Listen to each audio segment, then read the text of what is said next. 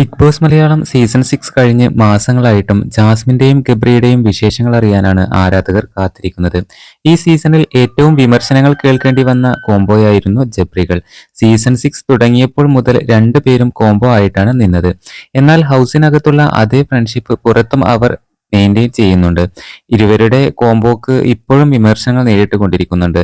എന്നാൽ ആ വിമർശനങ്ങളെല്ലാം കാറ്റിൽ പറത്തിക്കൊണ്ടാണ് ഇരുവരും ആ ഫ്രണ്ട്ഷിപ്പ് ഇപ്പോഴും മുമ്പോട്ട് കൊണ്ടുപോകുന്നത്.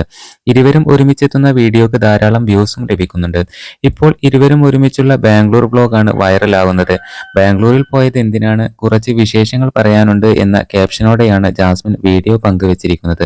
ബാംഗ്ലൂരിൽ എത്തിയിട്ടുള്ള വിശേഷങ്ങളാണ് ഗബ്രിയും ജാസ്മിനും വീഡിയോയിലൂടെ പങ്കുവെക്കുന്നത്. ജാസ്മിന്റെ ചാനലിലാണ് വീഡിയോ പങ്കുവച്ചിരിക്കുന്നത്.